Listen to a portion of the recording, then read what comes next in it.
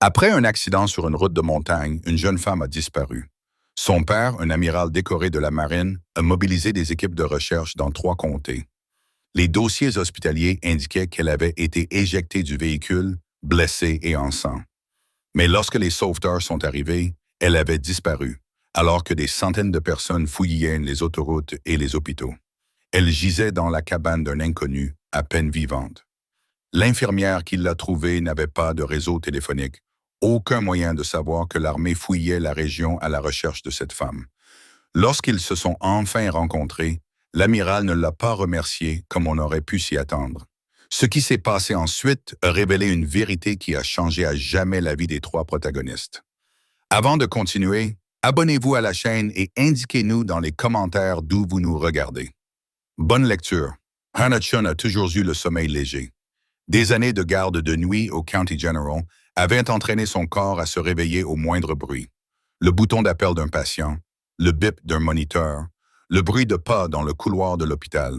Mais ici, à 65 km de la ville la plus proche, dans une cabane nichée entre les montagnes et le silence, rien ne pouvait la réveiller. Juste le vent dans les pins, les cerfs qui traversaient parfois sa propriété, le genre de paix qu'elle avait passé 2 ans à rechercher.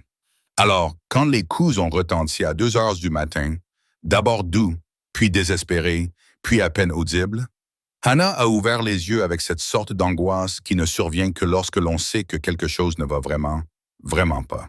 Elle a rejeté sa couverture et s'est précipitée dans la cabane plongée dans l'obscurité. Son instinct d'infirmière calculait déjà les possibilités. Un randonneur perdu, une panne de voiture, un ivrogne qui s'était égaré sur la route forestière. Elle n'avait pas peur. Elle avait vu trop de choses aux urgences pour être déstabilisée par des coups à la porte. Mais lorsqu'elle l'ouvrit, la scène qui s'offrit à elle la paralysa. Une jeune femme se tenait debout dans l'embrasure de la porte, vacillant, à peine capable de se tenir debout, une main appuyée contre le cadre pour garder l'équilibre. Son visage était maculé de sang, une profonde entaille allait de sa tempe à la racine de ses cheveux. Son bras gauche pendait dans une position anormale. Ses vêtements étaient déchirés, de la saleté et des éclats de verre étaient incrustés dans le tissu. Mais ce sont ses yeux qui frappèrent le plus Hannah. Écarquillé, le regard vague, il luttait pour rester ouvert, comme quelqu'un qui se bat pour rester conscient alors qu'un courant le tire vers le fond. Les lèvres de la femme bougèrent, formant des mots qui ne sortaient pas. Puis ses genoux se dérobèrent. Hannah la rattrapa avant qu'elle ne heurte le porche. La femme était plus lourde qu'elle n'en avait l'air, un poids de mort s'effondrant dans les bras de Hannah. Elle la traîna à l'intérieur, referma la porte derrière elle d'un coup de pied et la déposa sur le canapé. Ses mains bougeaient en pilote automatique, vérifiant le pouls de la femme dans son cou, ferme mais irrégulier, inclinant sa tête pour vérifier ses voies respiratoires, examinant la blessure à la tête, le saignement déjà ralenti, mais le gonflement violent et récent. « Hé !» dit Hannah d'une voix calme, celle qu'elle utilisait avec les patients traumatisés. « Hé, vous m'entendez? Comment vous appelez-vous? » Les yeux de la femme s'ouvrirent un instant, ses lèvres s'entr'ouvrirent dans un murmure à peine audible. « S'il vous plaît. » Puis plus rien. Hannah agit rapidement. Elle attrapa sa trousse médicale dans le placard, celle qu'elle avait continué à approvisionner même après avoir quitté l'hôpital, car les vieilles habitudes ont la vie dure. Gaze, antiseptique, pansement papillon. Elle nettoya la blessure à la tête, ses doigts restant fermes malgré l'adrénaline qui coulait dans ses veines. La femme bougeait de temps en temps, gémissant doucement, mais sans jamais se réveiller complètement. Hannah lui posa une attelle au bras, l'enveloppa soigneusement, puis la couvrit de couverture et s'assit, observant le mouvement de sa poitrine. Elle n'avait aucune idée de qui était cette femme, aucune idée de ce qui lui était arrivé. Elle ne savait pas qu'en lui sauvant la vie ce soir-là, elle venait de déclencher une série d'événements qui allaient faire s'abattre tout le poids de la marine américaine sur son coin tranquille et oublié du monde. Lena Morrison, 29 ans, avait appris à vivre avec le silence.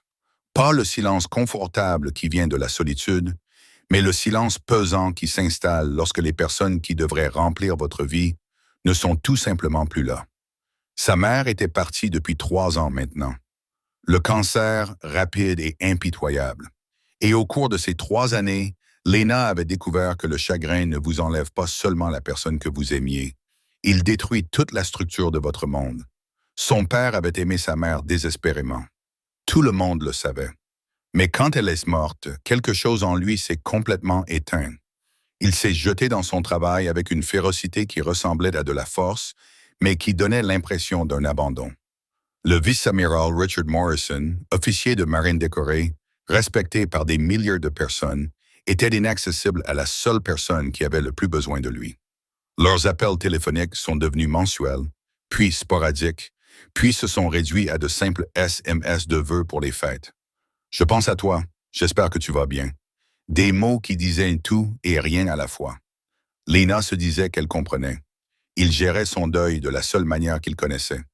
Mais cette compréhension ne rendait pas la solitude plus facile à supporter. Certains matins, elle se réveillait et réalisait qu'elle n'avait parlé à personne depuis des jours. Elle s'asseyait à une table prévue pour deux, mangeait seule et se demandait si c'était désormais cela, la vie.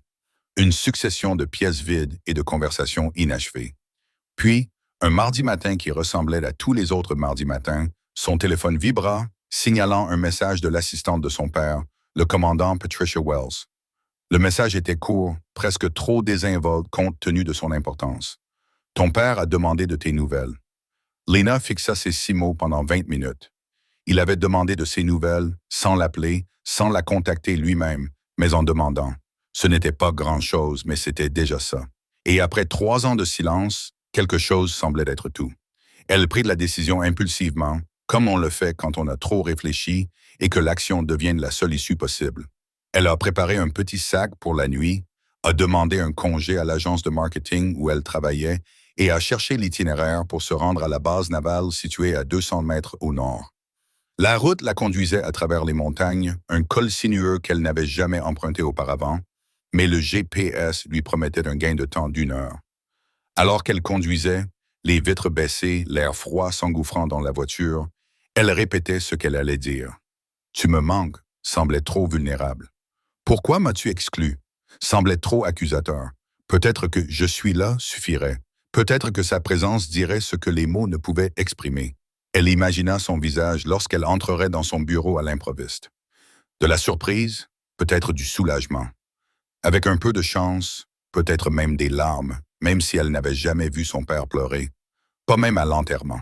Elle n'avait aucun moyen de savoir que cette décision de revoir enfin son père, cette fragile tentative de reconstruire ce qui avait été brisé, mènerait à la pire et à la meilleure nuit de sa vie.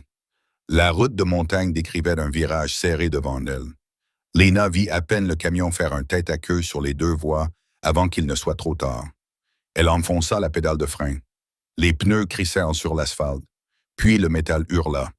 Le verre explosa.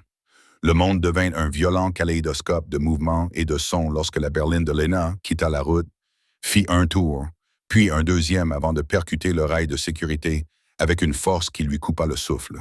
Sa tête heurta la vitre côté conducteur. Une lumière blanche éclata derrière ses yeux. La ceinture de sécurité lui mordit la poitrine lorsque la voiture fit un dernier bond en avant, puis s'arrêta, le moteur sifflant et cliquetant dans un silence soudain et terrible. Pendant un instant, Lena ne put bouger, ni penser. Ses oreilles bourdonnaient d'un sifflement aigu qui couvrait tous les autres sons. Du sang chaud coulait sur le côté de son visage, s'accumulant dans le col de sa chemise. Elle essaya de lever son bras gauche et haleta. Une douleur vive et immédiate irradiait de son épaule jusqu'au bout de ses doigts, fracturé ou disloqué. Elle ne pouvait pas le dire. L'odeur la frappa ensuite. Une odeur âcre et caractéristique d'essence s'infiltrait dans l'habitacle depuis quelque part sous le capot froissé. Cette odeur dissipa le brouillard dans son cerveau plus rapidement que toute autre chose. Elle devait sortir. Elle tâtonna pour détacher sa ceinture de sécurité, mais sa main droite tremblait tellement qu'elle avait du mal à attraper le bouton. Lorsqu'elle parvint enfin à le détacher, elle poussa la porte avec son épaule et tomba à moitié. Elle rampait à moitié sur le bas-côté gravelé. Ses jambes flageolaient sous elle. Le monde basculait et tournait. Elle appuya une main sur sa tête, sentit la chaleur collante du sang et se força à continuer à s'éloigner de la voiture, de la route, vers les arbres. Elle ne savait pas où elle allait. Elle n'arrivait pas à réfléchir clairement pour élaborer un plan. Son corps fonctionnait par pur instinct de survie. Un pied devant l'autre, trébuchant dans les broussailles et sur les troncs d'arbres tombés. Les branches lui écorchaient le visage. Les racines lui faisaient trébucher. Elle tomba 2 fois. La deuxième fois, si violemment qu'elle crut ne pas pouvoir se relever, mais elle y parvint grâce à quelque chose au plus profond de son cerveau animal. Elle savait que s'arrêter signifiait mourir. L'obscurité était totale. Pas de lampadaire, pas de lune, juste la silhouette floue des arbres se découpant sur un ciel sans étoiles. Elle n'avait aucune idée du temps qu'elle avait marché.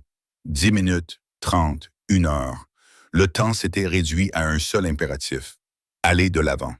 Continuer à avancer. Puis, à travers les arbres, elle l'aperçut. Une lumière, faible et dorée, vacillante comme une bougie à une fenêtre.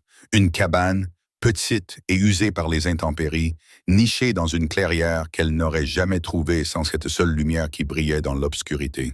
Elle ressemblait à un salut. Léna tituba vers elle, sa vision se réduisant à un tunnel. Cette lumière était la seule chose qui la maintenait consciente. Elle parvint jusqu'aux marches du porche, leva la main et frappa 1 fois, 2 fois. Ses forces l'avaient abandonnée, ses genoux fléchirent. « Tu te souviens de ce SMS? Ton père a demandé de tes nouvelles. » Il était sur le point d'obtenir une réponse à laquelle aucun d'eux ne s'attendait. La porte s'ouvrit et Léna tomba en avant dans les bras d'un inconnu. Hannah Chun n'avait jamais prévu de disparaître dans les montagnes. À 30 ans, elle était censée construire une carrière, peut-être fonder une famille, s'installer quelque part où cela avait du sens. Mais depuis, cela n'avait plus de sens quelque part autour de sa 7e année en tant qu'infirmière aux urgences du County General Hospital. Elle était douée dans son travail, exceptionnel même. Ses collègues l'appelaient la main sûre, l'infirmière que l'on voulait avoir à ses côtés lorsqu'un cas de traumatisme arrivait à 3 heures du matin et que le chaos menaçait d'engloutir toute l'équipe. Hannah ne paniquait jamais, ne se figeait jamais. Elle traversait les crises avec une compétence tranquille qui rassurait tout le monde autour d'elle. Mais ce que personne ne voyait, c'était le prix à payer. Le poids de toutes les vies qu'elle ne pouvait pas sauver. Les visages des patients qui mouraient alors qu'elle leur tenait la main, leur murmurant que tout irait bien alors qu'ils savaient tous les deux que ce ne serait pas le cas. Les familles à qui elle devait annoncer que leur fille, leur père, leur enfant étaient décédés. L'accumulation incessante de souffrances humaines qu'elle absorbait, jour après jour, année après année, jusqu'au jour où elle s'est réveillée et où elle ne se souvenait plus de la dernière fois où elle avait ressenti quoi que ce soit. Épuisement professionnel. Le thérapeute a appelé cela « fatigue compassionnelle », comme si donner ces noms cliniques à l'engourdissement rendait celui-ci plus facile à supporter. Alors elle est partie, sans drame, pas de lettre de démission furieuse ni de crise dans la salle de pause. Elle a simplement donné son préavis, vendu la plupart de ses biens et utilisé le petit héritage de sa grand-mère pour acheter cette cabane à 40 mètres de tout, nichée dans un silence que la plupart des gens trouveraient insupportable. Ses amis pensaient qu'elle s'enfuyait. C'était peut-être le cas, mais ici, elle n'avait pas à faire semblant d'aller bien. Elle pouvait s'asseoir dans sa cuisine tranquille, boire son thé et regarder les saisons passer par la fenêtre sans que personne ne lui demande comment elle allait. Car en vérité, elle n'allait pas bien. Elle tenait simplement le coup. Chaque soir, le rituel était le même. Une tasse de thé à la camomille dans la vieille thèse de sa mère, un livre qu'elle avait déjà lu 3 fois, mais qu'elle n'arrivait pas à terminer. Et le siège près de la fenêtre donnant sur la clairière, où elle s'asseyait et regardait dans l'obscurité, sans rien chercher en particulier. Parfois, des cerfs passaient. Parfois, le vent faisait danser les arbres. La plupart du temps, il n'y avait que le silence.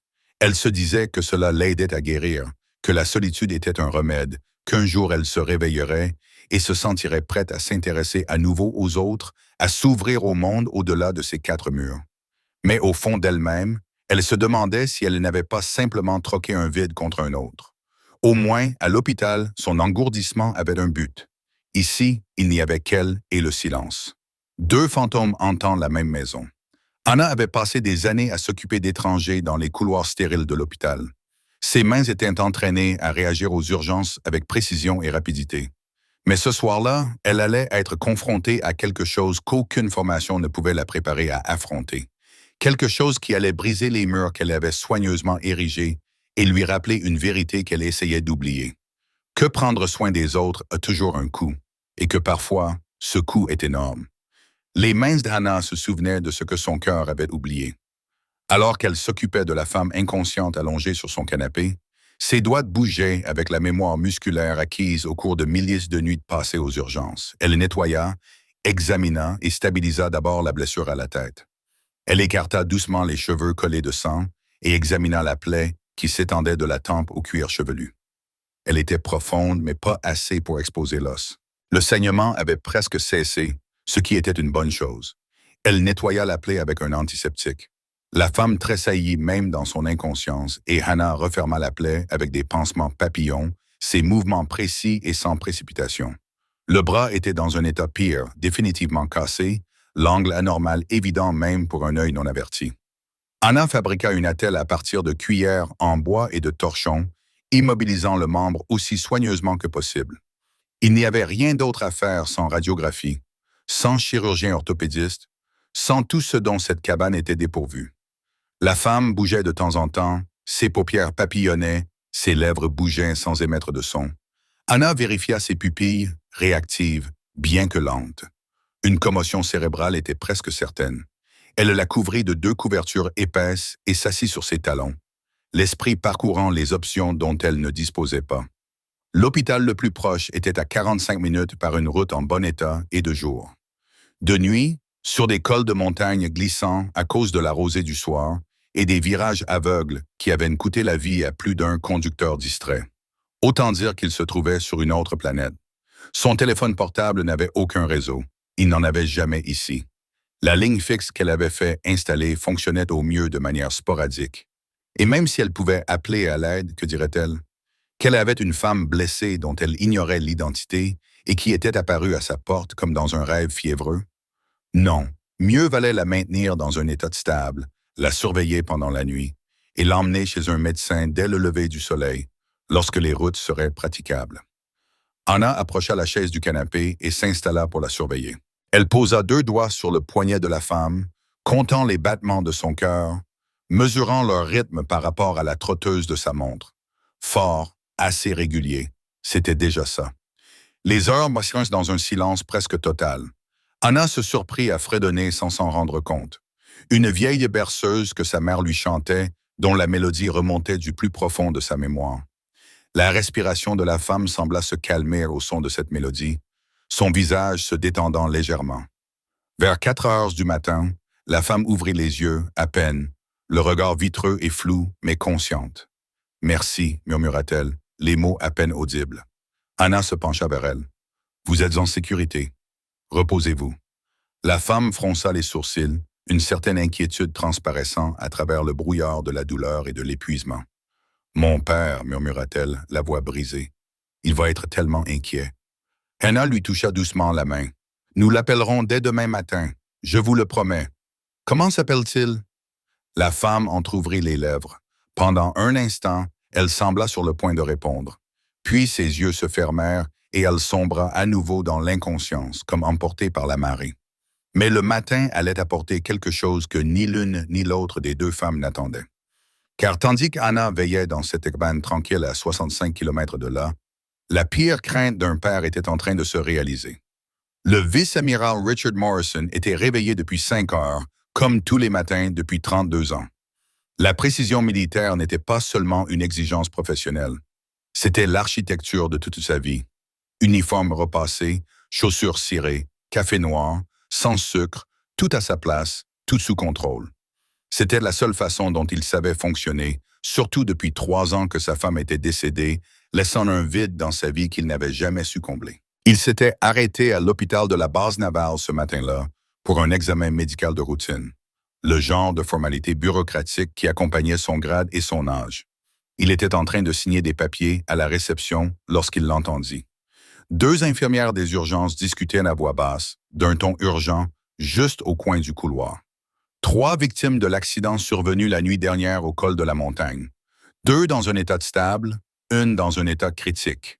Ils essayaient toujours d'identifier la 3e victime. Pas de pièce d'identité, pas de téléphone, juste une immatriculation dans le véhicule. L'insigne de l'amiral cessa de bouger. Mountain Pass, la nuit dernière. Son esprit se mit immédiatement à réfléchir à la logistique. L'un de ses subordonnés était-il impliqué? Quelqu'un de la base avait-il emprunté cette route? Puis l'une des infirmières dit quelque chose qui le glaque. Sa main s'est déplacée avant que son cerveau n'ait pu réagir, tendant le bras pour arrêter l'infirmière qui passait. Cet accident, dit-il, la voix calme malgré le tonnerre qui grondait soudain dans sa poitrine. Les victimes, puis-je voir la liste? L'infirmière a hésité, jetant un coup d'œil à son insigne de grade, puis elle a hoché la tête et a affiché le rapport sur sa tablette. 3 noms, 2 qu'il ne reconnaissait pas. Le troisième, Lena Morrison, 29 ans, dans un état critique. Le monde bascula. La tablette faillit glisser de ses mains tremblantes. Sa fille, son unique enfant, la fille dont il avait demandé des nouvelles, mais qu'il n'avait pas appelée depuis 4 mois parce qu'il ne savait jamais quoi dire.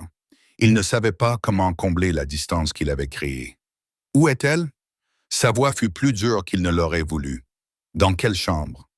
Le visage de l'infirmière passa de l'indifférence professionnelle à la confusion. Monsieur, elle n'est pas ici. Comment ça, elle n'est pas ici? Vous venez de dire qu'elle figurait parmi les victimes d'après l'immatriculation du véhicule, mais lorsque les premiers secours sont arrivés sur les lieux, elle n'était pas dans la voiture. Ils ont trouvé du sang, des effets personnels, mais aucune patiente. Nous avons supposé qu'elle avait été transportée vers un autre établissement, mais nous avons vérifié. Le County General St. Mary's, le centre de traumatologie de Pinewood. Personne correspondant à sa description n'a été admis dans un rayon de 160 km. L'amiral la fixa du regard, son esprit refusant d'accepter ce qu'elle venait de dire. Disparu. Sa fille avait disparu, blessée, en sang, quelque part dans une zone sauvage de plusieurs centaines de kilomètres carrés, et personne ne savait où.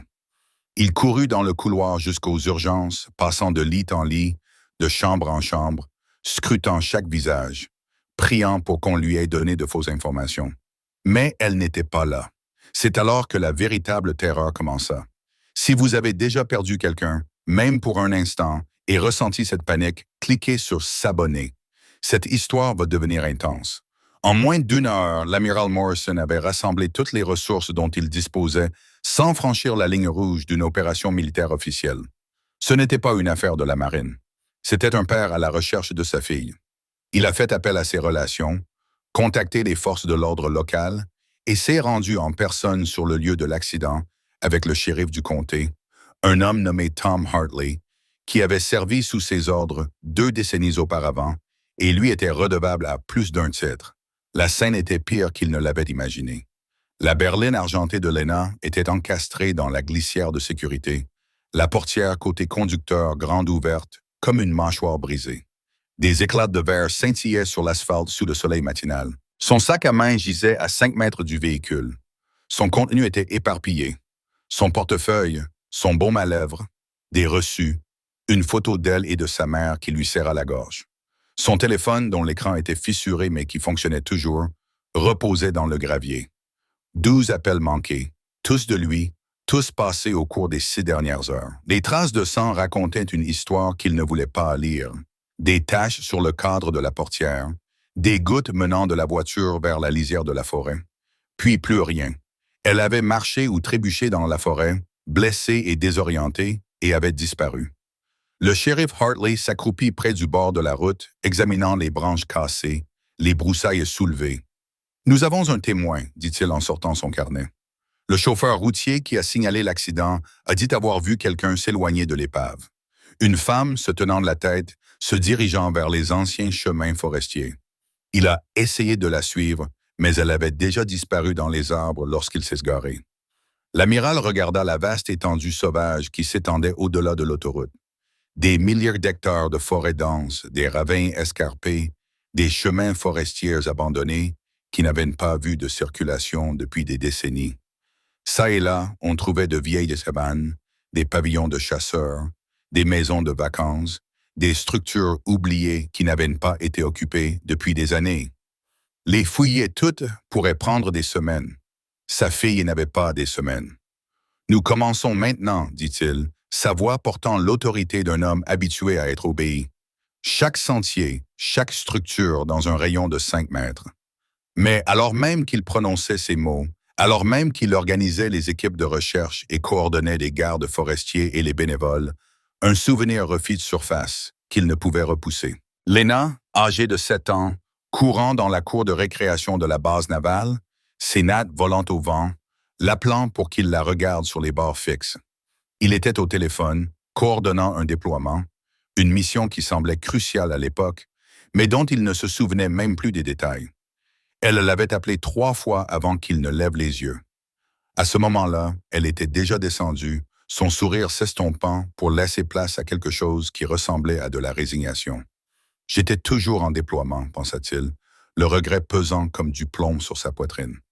Je choisissais toujours le devoir avant tout le reste. Et quand sa mère est morte, quand Lena avait le plus besoin de moi en ce pays, je ne savais pas comment être ce dont elle avait besoin. Alors j'ai fait ce que je faisais toujours. Je suis parti. Il avait passé des années à construire des murs entre eux, brique par brique, déploiement par déploiement, conversation inconfortable par conversation inconfortable. Maintenant, il était prêt à déplacer des montagnes pour la retrouver.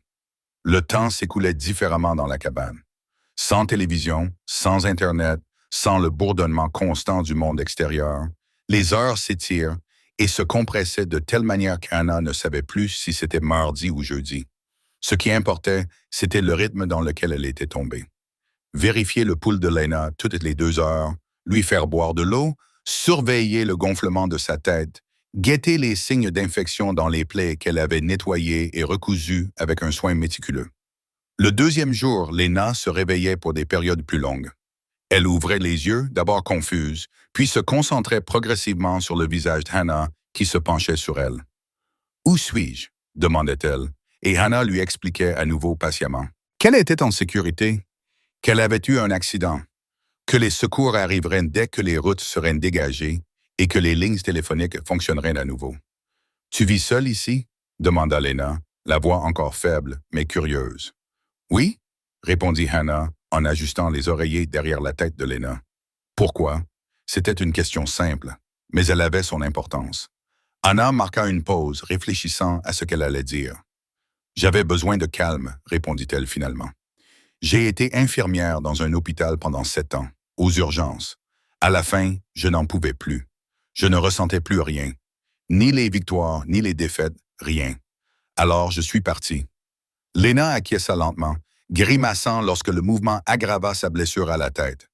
« Ma mère est décédée il y a 3 ans, dit-elle doucement, d'un cancer. Et mon père, il s'est renfermé sur lui-même. Il s'est plongé dans le travail comme si le fait d'être suffisamment occupé lui permettait de ne pas ressentir la douleur. Nous ne nous parlons presque plus. J'étais en fait en route pour le voir quand elle s'est interrompue, faisant un geste vague vers son bras bandé. « Il va s'inquiéter, » dit Hannah doucement. « Peut-être, » répondit Lena d'une voix dubitative, « ou peut-être qu'il ne remarquera même pas mon absence jusqu'à ce que quelqu'un le lui dise. » Hannah reconnaissait ce sentiment particulier de solitude, celui qui ne vient pas du fait d'être seul, mais du fait d'être invisible aux yeux des personnes qui devraient vous voir le plus. Elle l'avait elle-même ressenti de différentes manières, dans différentes pièces, entourée de collègues qui connaissaient ses compétences, mais pas son cœur. Le 3e jour apporta de petits moments de légèreté. Anna prépara une soupe à partir des légumes récoltés l'automne dernier, et Lena parvint à en manger la moitié, les couleurs revenant sur ses joues. « Tu sais, » dit Lena, un léger sourire jouant sur ses lèvres, « c'est certainement le pire Airbnb où j'ai jamais séjourné. 0 étoile. L'autre refuse de fournir le Wi-Fi. La situation de la salle de bain n'est pas claire. Je ne le recommanderais pas. » Hannah a ri. Elle a vraiment ri. Un son qui lui semblait étranger dans sa propre gorge. Je vais m'assurer de mettre à jour mon annonce. Elles ont discuté tout l'après-midi. 2 femmes qui portaient leur solitude de différentes manières, trouvant un soulagement inattendu dans le simple fait d'être écoutées. Anna a parlé du poids de l'attention, de l'épuisement de l'empathie. Lena a parlé des derniers jours de sa mère, du silence de son père, du vide de son appartement dans le Maryland. Hannah ne connaissait toujours pas le nom de famille de Lena. Elle ne savait pas quel titre portait son père, mais elle était sur le point de le découvrir. 72 heures, 3 jours complets de recherche, et l'amiral Morrison n'avait rien trouvé. Les équipes de recherche avaient haussé au peigne fin tous les sentiers forestiers dans un rayon de 16 km. Les bénévoles avaient frappé aux portes des cabanes de chasseurs et des maisons de vacances, la plupart vides, certaines abandonnées depuis des années. Des hélicoptères avaient survolé la canopée. Les chiens de chasse avaient perdu la piste à 800 mètres dans les bois, là où le terrain devenait rocheux, et la pluie des 2 nuits précédentes avait effacé toute trace. Rien. Sa fille avait tout simplement disparu. L'amiral se tenait dans le centre de commandement temporaire qu'ils avaient installé au poste des gardes forestiers, fixant les cartes couvertes de X rouges, marquant les zones déjà fouillées. Ses yeux étaient injectés de sang, son uniforme froissé. De petits détails qui auraient été impensables une semaine auparavant, mais qui semblaient désormais sans importance. Un jeune lieutenant s'approcha pour faire le point, hésitant, conscient qu'il apportait de mauvaises nouvelles à un homme déjà à bout. « Monsieur, les équipes du quadrant ouest ont fait leur rapport. Aucun signe, alors fouillez à nouveau. » La voix de l'amiral claqua comme un coup de fouet, suffisamment fort pour faire taire toutes les conversations dans la pièce. Le lieutenant recula, surpris. Morrison se reprit, ferma les yeux et s'efforça de respirer calmement. « Je suis désolé, » dit-il d'une voix plus calme. « C'était de moi qui m'excusais, lieutenant. Vous faites du bon travail, vous tous. Mais bien travailler ne suffisait pas. Pas quand sa fille était quelque part, blessée, peut-être mourante, peut-être déjà morte. Il ne pouvait pas finir cette pensée. Le commandant Patricia Wells, son assistante, et l'une des rares personnes qui le connaissaient depuis assez longtemps pour lui parler franchement, s'approcha avec un café dont il ne voulait pas. « Monsieur, vous devez vous reposer. Vous n'avez pas dormi depuis 3 jours. Vous n'êtes d'aucune utilité pour personne dans cet état. » « J'ai laissé tomber sa mère, dit-il, les mots lui échappant avant qu'il ne puisse les retenir. Sa voix était creuse, rauque. Ellen a été malade pendant 8 mois et j'ai été déployé pendant 6 d'entre eux. Lena est restée seule dans les chambres d'hôpital pendant que je coordonnais les opérations à l'autre bout du monde. Et quand Ellen est morte, je n'ai pas pu. Je ne savais pas comment être ce dont Lena avait besoin. Alors, j'ai fait ce que je fais toujours. Je me suis plongé dans le travail. J'ai encore une fois fait passer mon devoir avant ma fille. » Il a regardé Wells. Pour la première fois de sa carrière militaire, il ne s'est pas soucié d'avoir les yeux humides. « Je ne peux pas la décevoir à nouveau, Patricia. Je ne peux pas. » Wells n'avait pas de réponse à cela. Elle a simplement posé une main sur son épaule et laissé le café sur la table. Tard dans la nuit, seul dans son bureau de la base navale, Morrison était assis, fixant une photo qu'il gardait dans le tiroir de son bureau. Lena, âgée de 12 ans, les pieds écartés et le visage brûlé par le soleil, tenant un poisson qu'elle avait pêché lors d'un de leurs rares voyages en camping. Elle avait l'air si fière, si heureuse. Il ne se souvenait pas de la dernière fois où il l'avait vue sourire ainsi. Son téléphone sonna à 2 heures du matin. Une femme âgée de la région, à la voix rauque mais assurée. « J'ai entendu dire que vous recherchiez une fille disparue. Elle dit qu'il y a une vieille infirmière qui vit au-delà du repère kilométrique 47. Elle vit recluse. Elle a emménagé là-bas il y a quelques années. Si quelqu'un avait été entendu dans ces bois, c'est elle qui l'aurait trouvé. » Le lendemain matin, l'amiral Morrison emprunta un chemin de gravier qu'il n'avait jamais remarqué auparavant. Ce qu'il vit à travers la fenêtre de la cabane le brissa complètement. Le gravier crissait sous les bottes de l'amiral alors qu'il sortait de son véhicule. Le bruit était anormalement fort dans le silence de la montagne. La cabane semblait ancienne, usée par des décennies d'hiver, ses rondins argentés par le temps. De la fumée s'échappait de la cheminée. Un carillon éolien rouillé pendait immobile à la poutre du porche. C'était le genre d'endroit où l'on pouvait vivre pendant des années sans jamais être trouvé. Et c'était exactement pour cela que sa poitrine se serrait. Si Lena était là. Si elle avait été là tout ce temps pendant qu'il fouillait le comté à sa recherche, il se força à marcher lentement, même si son instinct lui criait de courir. Son cœur battait si fort qu'il le sentait dans sa gorge, dans ses tempes, dans le bout de ses doigts. À travers la fenêtre avant, il pouvait voir du mouvement. 2 silhouettes, l'une assise sur un canapé, l'autre debout à côté avec quelque chose dans les mains, une assiette peut-être. Il s'approcha pour mieux voir. Et puis il la vit, Lena, vivante, assise bien droite, des oreillers derrière le dos, la tête bandée, le bras gauche dans une écharpe de fortune, mais vivante, bien vivante. La femme debout à côté d'elle, les cheveux noirs tirés en arrière, vêtue de vêtements civils, lui offrait à manger et lui disait quelque chose qui la faisait sourire, sourire vraiment. Et la vue de ce sourire frappa l'amiral comme un coup physique. Ses genoux se dérobèrent sous lui. Il s'agrippa à la balustrade du porche pour se stabiliser. Sa respiration était saccadée et irrégulière. Elle était vivante. 3 jours de cauchemar, de recherche, d'imagination du pire. Et elle était vivante, en sécurité, prise en charge par une inconnue au milieu de nulle part. Il gravit les marches du Porsche, chacune lui semblant aussi lourde que Miles. Sa main tremblait lorsqu'il la leva pour frapper, fermement, mais en tremblant. 2 coups secs qui résonnèrent dans le silence. À l'intérieur, la conversation s'arrêta. Des pas s'approchèrent. La porte s'ouvrit et il se retrouva face à face avec la femme qui se tenait à côté de sa fille. De près, elle semblait plus jeune. Ses yeux étaient vifs et scrutateurs, comme ceux des professionnels de la santé. Ses yeux passèrent de son visage à son uniforme, puis à l'insigne sur son col, et il vit le moment précis où elle comprit. Son expression changea. De la surprise, puis quelque chose qui ressemblait à de l'appréhension. « Vous êtes militaire, dit-elle. Ce n'était pas une question. » Vice-amiral Richard Morrison, il parvint à répondre, d'une voix plus rauque qu'il ne l'aurait voulu. « C'est ma fille. » Sa voix se brisa. Il ne put terminer sa phrase. La femme écarquilla les yeux. Elle jeta un coup d'œil par-dessus son épaule vers le canapé où Lena était assise, figée. Son visage exprimait à la fois le choc et quelque chose qu'il ne parvenait pas à déchiffrer. De la peur, du soulagement, de la colère, tout à la fois. « Elle est stable », dit rapidement la femme, d'un ton professionnel, comme si c'était ce qu'il avait besoin d'entendre en premier. Blessure à la tête, bras cassés, légère commotion cérébrale, mais stable. « Je la surveille, elle va s'en sortir. » Il l'entendait à peine. Ses yeux étaient rivés sur Lena et ceux de Lena sur lui. Et l'espace entre eux semblait être un océan qu'aucun des deux ne savait comment traverser.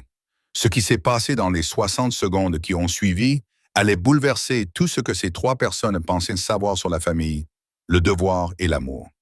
Si vous croyez aux secondes chances, commentez le pardon. Si vous pensez que certains murs ne peuvent être abattus, commentez « trop tard ». Voyons où chacun se situe. Hannah s'écarta et l'amiral Morrison entra dans la cabine avec les mouvements prudents d'un homme entrant dans une pièce faite de verre. Il retira sa casquette et la teigne à 2 mains comme un bouclier dont il ne voulait plus. Ses yeux ne quittaient pas sa fille. Lena était assise, parfaitement immobile, sur le canapé, le visage marqué par une tempête d'émotions qui se bousculaient toutes en même temps. Elle était bien sûr sous le choc. Son père était là, dans cet endroit impossible, alors qu'elle pensait que personne ne savait même qu'elle avait disparu. Mais elle avait aussi peur. Le genre de peur qui vient d'années de déception, d'avoir tendu la main pour ne trouver que du vide. Le soulagement se mêlait à la colère. L'espoir luttait contre la résignation. Elle ressemblait à quelqu'un qui se préparait à l'impact. L'amiral s'avança lentement vers elle, chaque pas délibéré, comme s'il s'approchait de quelque chose d'infiniment précieux et infiniment fragile. Il s'arrêta à quelques mètres d'elle et, pendant un long moment, aucun des deux ne parla. Le silence s'éternisa, lourd de 3 années de non-dits, d'appels téléphoniques non passés, de mots ravalés et de distances soigneusement maintenues. Puis il fit quelque chose que ni l'une ni l'autre n'attendaient. Il s'agenouilla.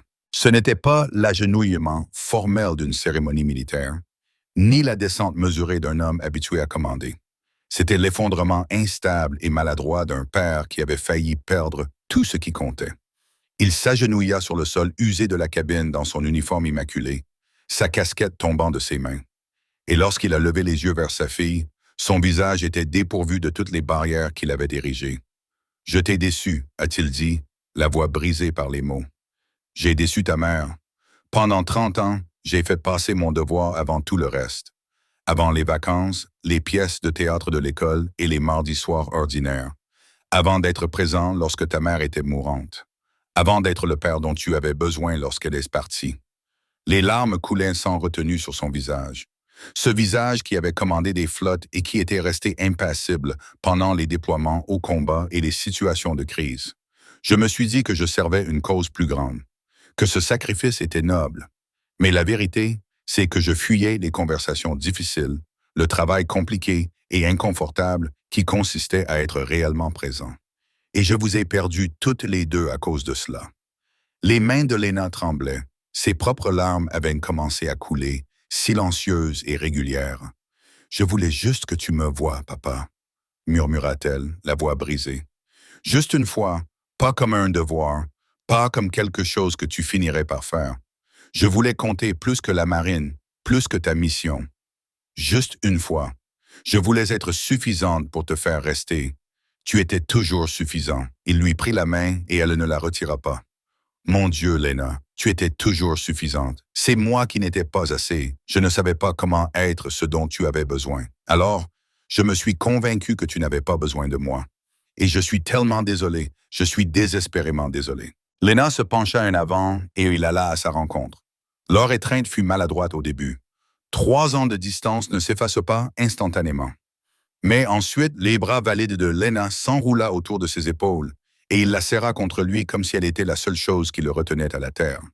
Et quelque chose qui était brisé depuis très longtemps commença enfin à guérir. Lorsque l'amiral s'écarta enfin de sa fille, s'essuyant le visage avec le dos de la main, dans un geste si inhabituellement vulnérable qu'il semblait appartenir à quelqu'un d'autre, il prit à nouveau conscience de la présence d'une 3e personne dans la pièce. Hannah s'était retirée dans le coin le plus éloigné, près de la cuisine, leur laissant de l'espace, les bras croisés autour d'elle dans une posture qui suggérait qu'elle ne savait pas trop quoi faire face à l'intensité des émotions dont elle venait d'être témoin. Il se leva lentement, les genoux protestants après être resté agenouillé sur le sol dur, et se tourna vers elle. Pour un homme qui avait prononcé d'innombrables discours, qui s'était adressé à des foules de milliers de personnes, qui avait négocié avec des responsables étrangers et imposé le respect avec quelques mots bien choisis, il se trouva complètement sans voix. Que dire à quelqu'un qui a sauvé la personne la plus importante de votre vie? Comment remercier quelqu'un d'avoir fait ce que vous auriez dû faire vous-même? Je ne sais pas. Il commença puis s'arrêta et réessaya. Vous l'avez maintenu en vie. Vous? Les mots restèrent coincés dans sa gorge. Il secoua la tête, frustré par son propre manque d'aptitude. Hannah se tortilla, mal à l'aise, le regard baissé vers le sol. « J'ai juste fait ce que n'importe qui aurait fait, » dit-elle doucement. Elle avait besoin d'aide. « Je suis infirmière. C'est pour ça que j'ai été formée. » Non. Le mot sortit plus séquement qu'il ne l'aurait voulu, et il adoucit le ton. « Non, ce n'est pas ça. » La plupart des gens auraient paniqué, appelé à l'aide et espéré que tout se passe bien. Vous ne vous êtes pas contenté de l'aider. Vous êtes resté avec elle. Vous l'avez maintenue dans un état stable pendant 3 jours sans renfort, sans équipement, avec rien d'autre que vos propres compétences. Il marqua une pause, cherchant le mot juste. Avec compassion, il fit un pas vers elle, et Hannah recula instinctivement, comme si la gentillesse à son égard était quelque chose de dangereux, quelque chose à éviter. L'amiral reconnut ce recul. Il l'avait vu chez des soldats qui avaient passé trop de temps dans des zones de combat et qui avaient oublié ce que c'était que d'être traités avec gentillesse. « Vous avez fait ce que j'aurais dû faire tous les jours pendant les 10 dernières années, » dit-il d'une voix basse et sincère. « Vous étiez là quand elle avait peur, quand elle était blessée, quand elle avait besoin de quelqu'un, vous étiez là.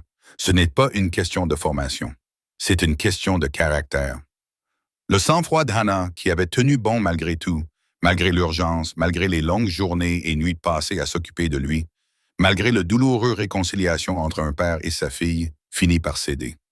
Son visage s'est décomposé. Elle a pressé une main contre sa bouche, mais cela n'a pas suffi à retenir les sanglots qui ont jailli, suivis d'autres.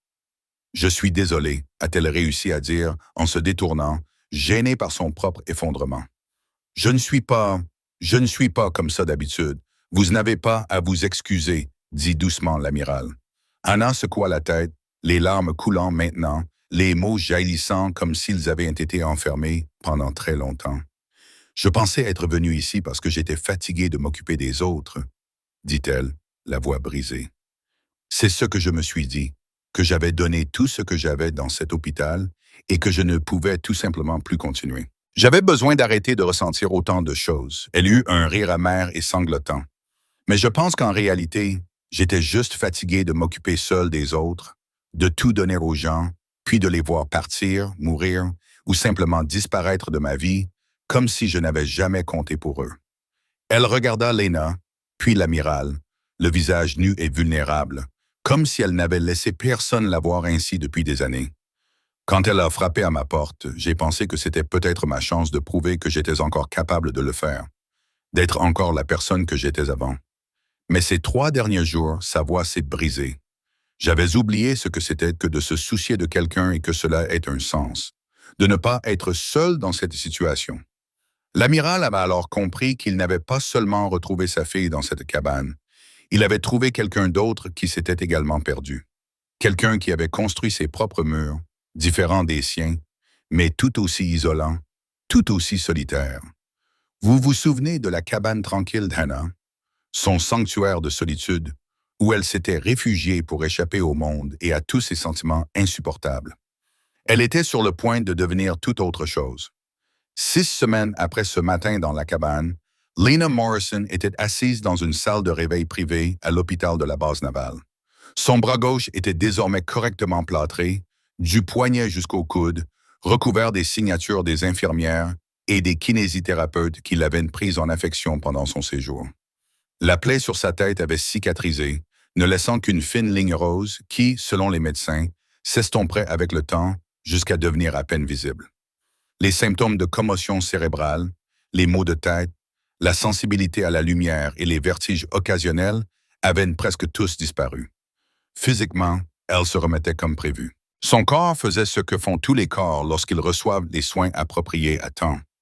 Mais la véritable guérison, celle qui comptait le plus, se produisait dans des moments plus intimes et plus calmes, qui n'avaient rien à voir avec les dossiers médicaux ou les protocoles de traitement. Son père lui rendait visite tous les jours, pas 1 ou 2 fois par semaine lorsque son emploi du temps le lui permettait, ni lorsque ses obligations le lui permettaient, mais tous les jours sans exception. Et il ne venait pas en uniforme, ce qui l'avait surprise la première fois qu'il avait franchi la porte en civil. Il portait un jean qui semblait rigide et neuf, comme s'il venait de l'acheter, et un pull bleu marine qui le rendait plus doux, en quelque sorte, plus humain, moins semblable à la figure militaire intouchable qu'elle avait admirée et détestée pendant son enfance. Il tirait la chaise à côté de son lit, pas la chaise réservée aux visiteurs près de la porte, mais celle juste à côté d'elle, suffisamment proche pour qu'elle puisse tendre la main et toucher son bras si elle le souhaitait, et il restait là, parfois pendant 1 heure, parfois pendant 3 heures. Au début, il parlait de choses sans importance, de sujets sans risque qui ne les obligeaient pas à se montrer vulnérables. La météo, un documentaire sur l'exploration des profondeurs marines qu'il avait regardé la veille, une recette de lasagne qu'il avait essayée dans la cuisine de son appartement et qu'il avait tellement brûlé qu'il avait dû jeter la poêle. Des banalités, des conversations superficielles. Mais sous la surface, quelque chose était en train de changer. Au fil des semaines, les conversations s'approfondissaient. Lo lui parlait de sa mère. Pas des souvenirs édulcorés qu'il connaissait déjà, mais des vrais. Ceux des années où il avait été déployé et où elle lui avait manqué. Comme le fait que sa mère préparait des crêpes en forme d'animaux tous les dimanches matins. Et comment Lena demandait toujours des éléphants parce qu'ils étaient les plus difficiles à faire et qu'elle aimait observer la concentration de sa mère lorsqu'elle essayait de réussir la trompe. Ou comment, pendant les derniers mois de sa maladie, sa mère insistait pour maquiller Lena avant ses séances de chimiothérapie, car être belle aide à se sentir bien, même lorsqu'elle y était trop faible pour se tenir debout sans aide. L'amiral écoutait ces histoires avec une intensité qui frôlait la soif, comme si chaque détail était un trésor qu'il avait cherché toute sa vie. Ses yeux se remplissaient parfois de larmes, et il devait détourner le regard et s'éclaircir la gorge. Mais il ne lui a jamais demandé d'arrêter. Il voulait savoir, il avait besoin de connaître tous les moments qu'il avait sacrifiés pour son devoir, pour ses déploiements, pour des missions dont il se souvenait à peine, mais qui lui semblaient si importantes à l'époque. Et lentement, prudemment, il commença à partager ses propres regrets. Pas dans de grandes confessions dramatiques, mais dans de petits aveux qui glissaient dans leurs conversations, comme la fois où Lena avait obtenu le rôle principal dans la pièce de théâtre de sa classe de 4e et où il avait promis d'être présent, mais avait été appelé pour un briefing d'urgence qui s'était avéré être une routine sans importance, ou encore son 16e anniversaire, où il lui avait envoyé une carte au lieu de l'appeler parce qu'il se trouvait dans un autre fuseau horaire et ne savait pas s'il était approprié de la réveiller. Ou l'année suivant le décès de sa mère, lorsque Lena lui avait laissé 3 messages vocaux pour lui demander s'ils pouvaient dîner tous les deux et qui lui avait répondu à chaque fois par SMS « Bientôt, je te le promets », mais bientôt n'était jamais venu. Je me suis dit que je te protégeais, m'a-t-il dit un après-midi, la voix calme et rauque d'émotion. En servant mon pays, en me consacrant à quelque chose de plus grand que moi, je te transmettais des valeurs que tu respecterais. Le devoir, l'honneur, le sacrifice. Il secouait la tête en fixant ses mains. Mais en réalité, je ne faisais que me cacher. Parce qu'être un bon père, être présent, être disponible émotionnellement, avoir des conversations difficiles et être là pour les petits moments, cela me terrifiait plus que n'importe quelle situation de combat à laquelle j'avais été confronté. Cette reconstruction n'a pas été facile. Certains jours étaient plus difficiles que d'autres. Certaines conversations se terminaient par des larmes, par des frustrations enfouies depuis des années qui refaisaient enfin surface. Mais ils continuaient à se voir, à essayer, et peu à peu, l'espace qui les séparait, cet océan de distance qui semblait impossible à franchir, commença à se réduire. Pour la première fois en 2 décennies, le vice-amiral Richard Morrison avait demandé un congé prolongé. Les formalités administratives avaient provoqué une petite agitation au quartier général. Ses collègues étaient perplexes. Morrison ne prenait jamais de congé. Il avait accumulé plus de jours de vacances utilisés que quiconque dans l'histoire récente. Ses supérieurs avaient exprimé leur inquiétude, suggéré qu'il souffrait peut-être d'épuisement professionnel, proposé de lui organiser des séances de thérapie, mais il était resté inflexible dans sa décision. « J'ai un endroit plus important où aller », avait-il dit au commandant Wells, et la conviction tranquille dans sa voix ne laissait aucune place à la discussion. Pour une fois dans sa vie, le devoir passait au second plan. Et à travers tout cela, présente dans chaque conversation, chaque repas partagé, chaque pas timide vers la réconciliation, il y avait Hannah. L'amiral avait voulu la récompenser publiquement. Il avait rédigé des propositions de félicitations, suggéré une cérémonie officielle à la base, et même contacté un ami journaliste pour qu'il écrive un article mettant en avant ses actions. Hannah avait tout refusé. Elle s'était rendue à l'hôpital spécialement pour lui dire en personne qu'elle ne voulait rien de tout cela. « Je n'ai pas besoin de reconnaissance », avait-elle dit d'une voix ferme mais sans méchanceté. « Ce n'est pas pour cela que je l'ai aidée. La reconnaissance n'a aucune importance pour moi. Cela n'en a jamais eu. » L'amiral avait donc trouvé d'autres moyens, plus discrets. Il avait créé un fonds à son nom dédié à l'amélioration de l'accès aux soins de santé en milieu rural, afin de garantir que les communautés isolées disposent des ressources et du soutien dont elles ont besoin. Il avait fait des dons anonymes à des causes qui lui tenaient à cœur, comme la préservation de la nature sauvage, les ressources en santé mentale pour les travailleurs de la santé, les bourses d'études pour les étudiants en soins infirmiers issus de régions défavorisées. Sa gratitude ne s'exprimait pas par des médailles ou des cérémonies, mais par des actions, par des résultats, en veillant à ce que ses valeurs perdurent au-delà de ce simple acte de compassion. Mais ce qui surprit tout le monde, Hannah en premier lieu, c'est que Lena continuait de revenir. Une fois que son état de santé lui a permis de voyager, Lena a emprunté au moins 2 fois par semaine, parfois plus, le chemin sinueux et caillouteux qui menait à la cabane d'Hannah. Elle arrivait avec des provisions, des livres qui, selon elle, pourraient plaire à Hannah, des anecdotes sur ses séances de kinésithérapie et les petites victoires de son rétablissement. Parfois, son père l'accompagnait et ils arrivaient tous les deux dans sa voiture avec du café et des viennoiseries achetées dans une boulangerie qu'ils avaient découverte à mi-chemin entre la bosse et la cabane. Ils s'asseyaient autour de la petite table de la cuisine d'Hannah, qui ne contenait généralement rien d'autre que la vaisselle du petit déjeuner d'Hannah et une plante succulente qui dépérissait lentement. Et ils parlaient pendant des heures de tout et de rien, de sujets sérieux et de sujets légers. Hannah racontait des anecdotes sur ses années passées aux urgences, les vies sauvées et les vies perdues, les patients qui lui étaient restés en mémoire et ceux qu'elle aurait voulu oublier.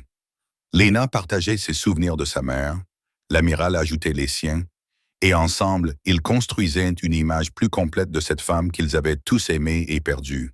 Hannah se retrouva à cuisiner pour 3, au lieu d'une seule personne, ressortant des recettes qu'elle n'avait pas préparées depuis des années, car à quoi bon faire un rôti pour une seule personne? Elle commença à préparer la chambre d'amis, à mettre des draps propres sur le lit, à mettre des serviettes supplémentaires dans le placard. Car parfois, Lena passait la nuit chez elle et, de temps en temps, l'amiral acceptait leur invitation à dîner et ils finissaient par discuter jusqu'à ce qu'il soit trop tard pour emprunter les routes de montagne dans l'obscurité. La cabane qui avait été sa forteresse, son refuge contre un monde trop exigeant, se transformait dans quelque chose qu'elle n'avait jamais imaginé.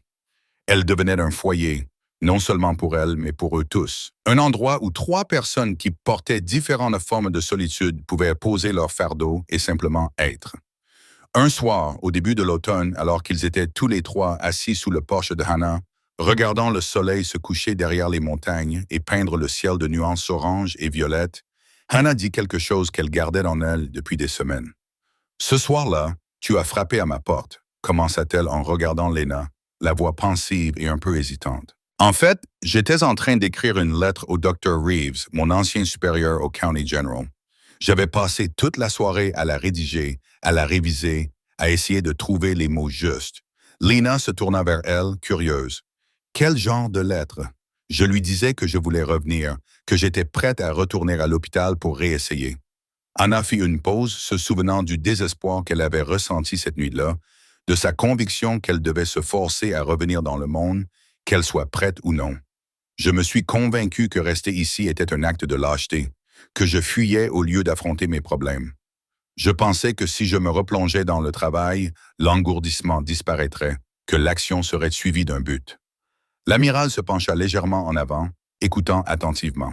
« Mais ensuite, vous avez frappé à la porte », continua Hannah, un petit sourire aux lèvres. « Et tout a changé. Pour la première fois en 2 ans, je ne m'occupais pas de quelqu'un parce que c'était mon travail. Parce qu'un emploi du temps m'y obligeait, parce qu'il y avait des protocoles à suivre et des superviseurs à qui rendre des comptes. Je m'occupais de quelqu'un parce qu'elle avait besoin d'aide et que je pouvais la lui apporter. C'était aussi simple que cela. » Elle regarda Lena, les yeux brillants. « Tu m'as rappelé qui j'étais avant l'épuisement, avant que je commence à croire que prendre soin des autres signifiait perdre des morceaux de soi jusqu'à ce qu'il ne reste plus rien. Tu m'as rappelé ce que l'on ressent quand on fait une différence, non pas parce qu'on doit le faire, mais parce qu'on peut le faire. » Lena tendit le bras entre leurs chaises et prit la main de Hannah, la serrant doucement. « Donc, je t'ai sauvé aussi. » Hannah rit. Un son de joie sincère se mêla aux larmes qui commençaient à former dans ses yeux. « Oui, dit-elle, la voix chargée d'émotion. Je suppose que oui. » L'amiral regarda ces 2 femmes, sa fille et l'étrangère qui était devenue bien plus que cela, et sentit quelque chose fleurir dans sa poitrine qu'il ne pouvait pas vraiment nommer. Ce n'était pas la fierté d'une réussite militaire, la satisfaction d'une opération réussie ou le soulagement d'une crise évitée. C'était plus chaud que tout cela, plus profond. Cela ressemblait à une famille, mais pas celle dans laquelle il était né, ni même celle qu'il avait créée par le mariage et la naissance de sa fille. C'était une famille choisie. Le genre de famille qui ne se forme pas par le sang ou par obligation, mais par un traumatisme partagé et une attention mutuelle, en étant présent et en restant présent. Par la décision consciente de voir la douleur de quelqu'un et de dire « Je suis là, je ne pars pas ». Et alors que le soleil disparaissait enfin derrière les montagnes et que les premières étoiles commençaient à apparaître dans le ciel qui s'assombrissait, ils s'assirent tous les 3 ensemble dans un silence confortable. Chacun portait ses propres cicatrices, ses propres histoires de perte et de solitude, mais ils ne les portaient plus seuls. Il existe un type particulier de solitude qui ne s'annonce pas par des larmes ou des gestes dramatiques. Elle est plus silencieuse que cela, plus insidieuse. C'est la solitude de l'infirmière des urgences qui sauve des vies sans rien ressentir. La solitude de la fille dont le père l'aime mais ne sait pas comment le montrer. La solitude de l'officier militaire qui a passé des décennies à servir des millions de personnes qu'il ne rencontrera jamais, tout en perdant le contact avec la seule personne qui devrait compter le plus pour lui.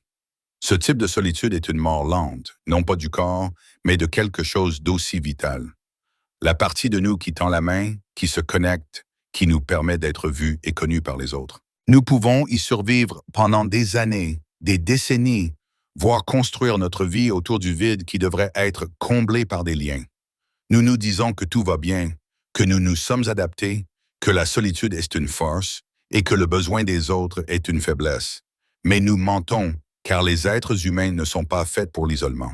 Nous ne sommes pas faits pour porter seuls notre douleur, pour célébrer nos victoires dans des pièces vides, pour affronter nos peurs sans quelqu'un à nos côtés qui nous dise « Je te vois, je suis là, tu comptes ». Lorsque nous essayons de vivre ainsi, nous ne devenons pas plus forts. Nous devenons plus petits, plus durs, plus fragiles, jusqu'au jour où, en nous regardant dans le miroir, nous reconnaissons à peine la personne qui nous regarde. Les murs que nous construisons pour nous protéger, la distance émotionnelle, l'activité intense, la conviction que nous sommes mieux lotis en gérant tout seul. Ces murs ne nous protègent pas, ils nous emprisonnent.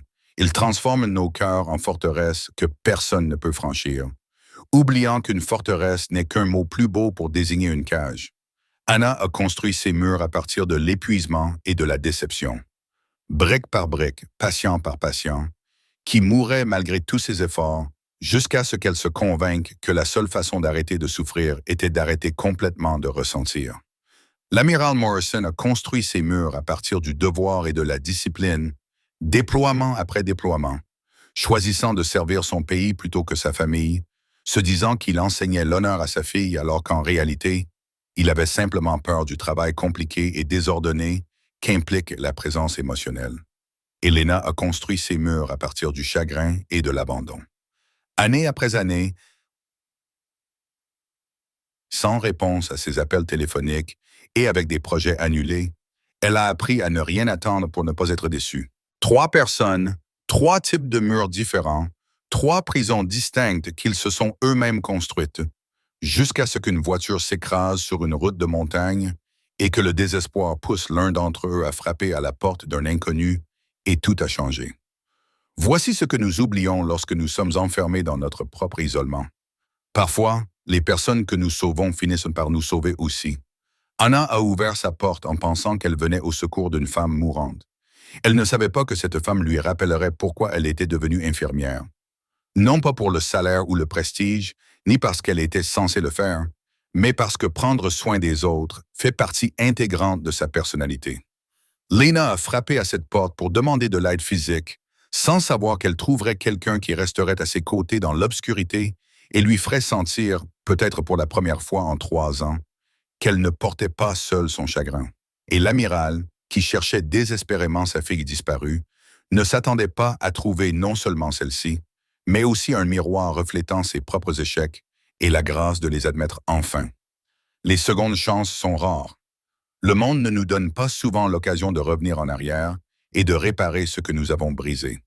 D'avoir les conversations que nous aurions dû avoir il y a des années, de faire des choix différents lorsque nous avons fait les mauvais choix la première fois. La plupart des relations brisées restent brisées. La plupart des murs, une fois construits, ne tombent jamais. La plupart des gens qui s'éloignent continuent à s'éloigner jusqu'à ce qu'ils soient trop loin pour retrouver leur chemin. Mais parfois, rarement, miraculeusement, contre toute attente, la vie nous offre une autre chance. Un moment où tout peut basculer d'un côté ou de l'autre, où nous pouvons nous replier sur nos schémas familiers d'isolement et d'autoprotection. Ou bien nous pouvons faire le travail terrifiant et vulnérable qui consiste à tendre la main, à admettre que nous avons eu tort, à dire les mots qui doivent être dits, même si notre voix tremble lorsque nous les prononçons. L'amiral aurait pu remercier Anna de manière professionnelle, ramener sa fille à la base et reprendre sa vie soigneusement contrôlée, en gardant tout le monde à distance, là où personne ne pouvait le décevoir ou le forcer à ressentir trop de choses. Anna aurait pu accepter sa gratitude d'un signe de tête poli et fermer sa porte, retournant à sa solitude, se convainquant qu'elle se sentait bien seule. Lena aurait pu accepter les excuses de son père et le garder à distance malgré tout, se protégeant ainsi de futures déceptions en ne le laissant jamais entrer complètement dans sa vie. Mais ils n'ont rien fait de tout cela. Au lieu de cela, ils ont choisi la voie la plus difficile, celle de l'incertitude. Ils ont préféré la connexion à la sécurité, la vulnérabilité au contrôle, la réalité compliquée des relations au confort ordonné de l'isolement. Et en faisant ce choix, ils ont trouvé quelque chose qu'aucun d'entre eux n'avait osé espérer.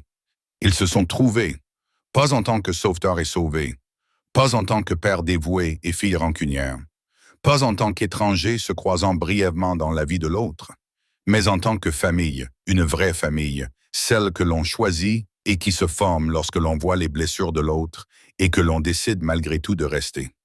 dans l'espace entre les montagnes et le ciel. Trois vies se sont rencontrées dans l'obscurité.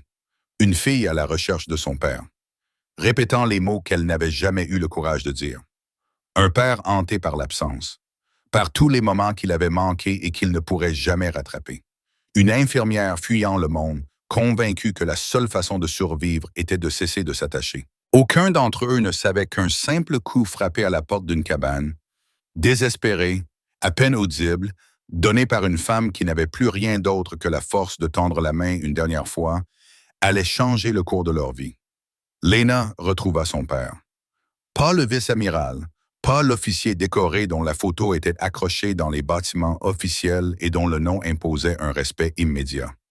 Elle retrouva le père qu'elle avait perdu en chemin, enseveli sous des années de déploiement et de distance émotionnelle. Elle retrouva l'homme qui pouvait s'agenouiller sur le sol d'une cabine et pleurer, qui pouvait admettre qu'il avait eu tort, qui pouvait la choisir plutôt que son devoir, la présence plutôt que le prestige, la connexion plutôt que l'engourdissement confortable de l'activité. L'amiral a retrouvé sa fille, pas la petite fille aux nattes dont il se souvenait vaguement depuis des décennies, pas l'adolescente dont il avait laissé les appels aller sur la messagerie vocale, mais la femme qu'elle était devenue malgré son absence, forte, résiliente et douloureusement seule, tout comme lui. Et il a trouvé quelque chose d'encore plus important. L'humilité d'admettre que tout ce qu'il croyait au sujet du devoir et du sacrifice était faux, que le plus grand service qu'il aurait pu rendre n'était pas à son pays ou à sa carrière, mais à la famille assise juste en face de lui, qui avait simplement besoin qu'il soit là. Et Hannah a trouvé quelque chose en quoi elle avait cessé de croire, quelque chose qu'elle avait considéré comme un idéalisme naïf, un fantasme qui ne pouvait survivre dans le monde réel des coupes budgétaires, du manque de personnel et des patients qui mouraient malgré tous les efforts déployés. Elle a découvert que prendre soin des autres n'était pas quelque chose à fuir, quelque chose qui l'épuiserait jusqu'à ce qu'il ne reste plus rien. C'était quelque chose vers quoi courir. Parce que prendre soin des autres, vraiment prendre soin, le genre de choses qui coûtent cher et exigent tout, ne nous rend pas plus petits. Cela nous rend plus pleinement humains, plus pleinement nous-mêmes. Ce n'était pas une histoire de sauvetage, même si un sauvetage a eu lieu. Ce n'était pas une histoire d'héroïsme, même si du courage a été fait preuve. Ce n'était même pas une histoire de survie. Tous les trois ont survécu à des événements qui auraient pu les détruire. C'était une histoire sur trois personnes qui ont appris la même vérité, chacune à sa manière. Nous ne sommes pas censés porter seuls notre solitude.